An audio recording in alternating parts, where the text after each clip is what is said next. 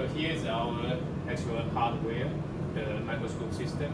So as you can see, there are different components being combined together. So the first one is the 2-photon laser. As you can see here, the coherent Exxon 780 laser here. And then this is our electronic control unit here. And also this is the light box. So the 2-photon laser actually goes from this end into the optical box, so we can control the light path and also how to accurately shoot the 2-photon laser into the sample. And this is a microscope. So today we have a cell culture sample in a 1-well cell chamber slide put here. So with this microscope, we can observe the sample staining and also do the 2-photon laser protein labeling. And then we look at here, this is the software interface the user can use to observe the sample and also do the photo labeling. So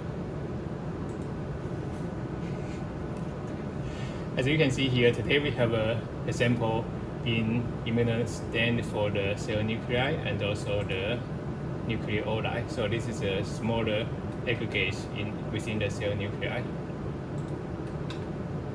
So in the first demonstration, we'll show if the user wants to label the proteins within the cell nuclei without touching the nuclear envelope membrane. So we can do this.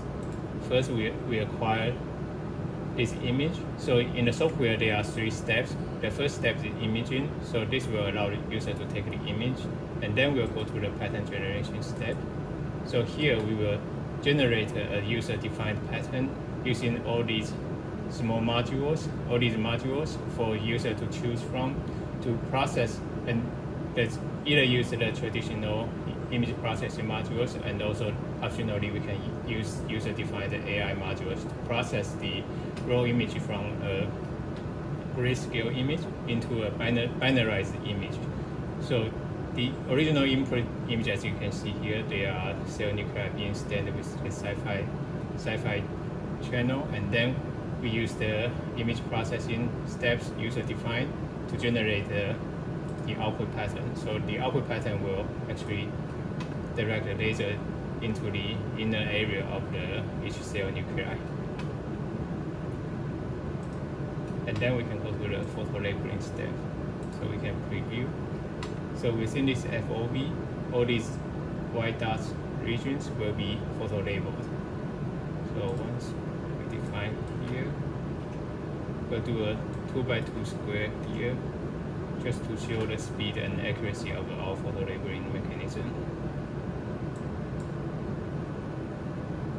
As you can see here, we have actually started the photo labeling of this 2x2 square area, and the laser actually is the power of the laser is actually high enough to bleach the original staining. So what you can see here is the actual bleaching of the original staining signal. So after photo labeling, as you can see, the labeled area becomes dark, and the remaining ring structure here, we intentionally leave this ring structure, and they are actually very evenly distributed around this labeled area. So we can also combine different channels to do the photo labeling. As I have mentioned, in this sample we have 2 different targets being defined in 2 different fluorescent channels. So we can do 2 different channels here and acquire the image. And with this increased information, we can use more complicated patterns to define the photo labeling area.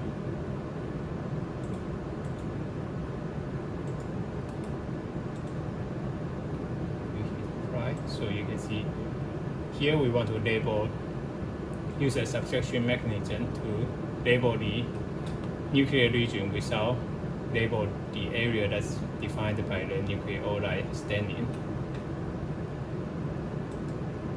So as you can see here, preview. So I'll start another labeling with the newly defined pattern.